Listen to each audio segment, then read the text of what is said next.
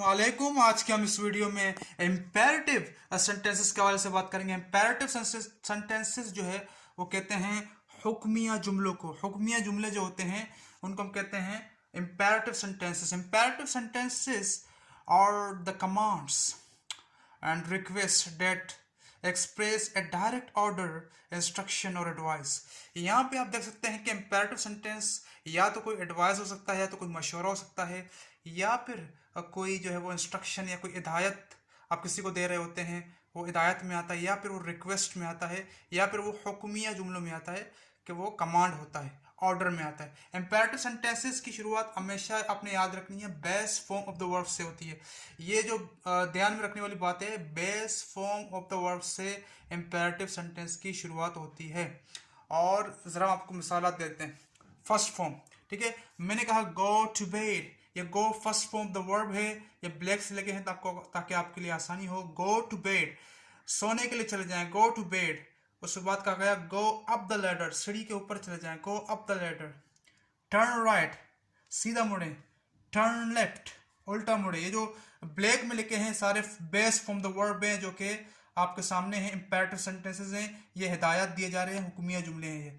उसके बाद है bring me a glass of water, ये एक रिक्वेस्ट में आ रहा है, bring me a glass of water, मेरे लिए गिलास पानी लें, ठीक है। अ क्लैप फॉर देम, उनके लिए तालियां बजाएं, क्लैप फॉर देम।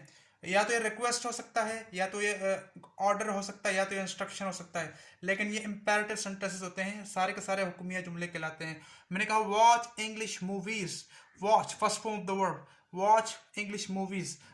अगर कोई सब्जेक्ट के दायरे का मैंने कहना होता है वॉच इंग्लिश मूवीज, यानी कि इंग्लिश मूवीज देखिए in order to learn English, ठीक है।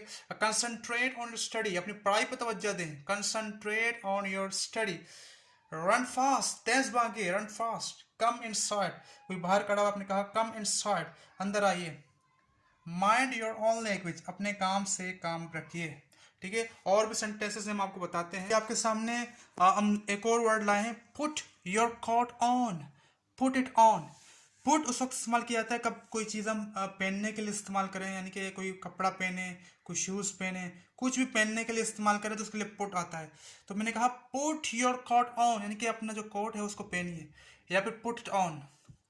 टेक योर कोट ऑफ, और उसी को उतारवाने के लिए कि अपना कोट उतारें, तो पहनने के लिए हम बोलेंगे पुट योर कोट ऑन, तो उसी को उतारने के लिए टेक योर कोट ऑफ, ये ऑफ दो एफ वाला, टेक योर कोट ऑफ।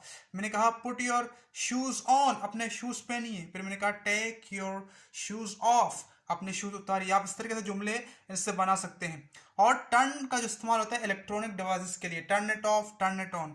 जैसे मैंने कहा टर्न योर मोबाइल ऑन, अपने मोबाइल ऑन करें, टर्न योर मोबाइल ऑफ, अपने मोबाइल ऑफ करें। यहाँ पर लिखा हुआ turn the TV on, turn the TV off, ठीक है। इस तरीके से और भी जो इलेक्ट्रॉनिक डिवाइसेस हैं उनके लिए भी टर्न ऑफ और टर्न ऑन का इस्तेमाल होता है। इस तरीके से स्विच ऑन और स्विच ऑफ का भी इसमें इस्तेमाल होता है।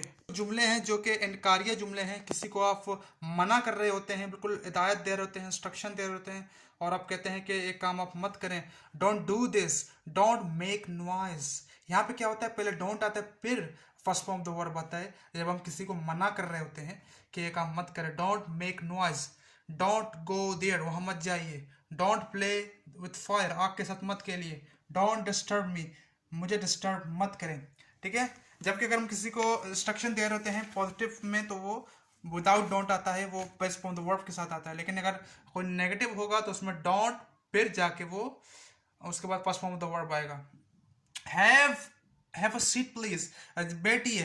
Wash the dishes, wash the dishes, बर्तनों को धो लीजिए। मेक योर बेड, अपने जो बिस्तर हैं वो बना लीजिए। गेट योर हेयर कट, अपने बाल कटवाइए। टेक योर मेडिसिन्स, अपने जो मेडिसिन हैं वो आपने वक्त पे लेने हैं।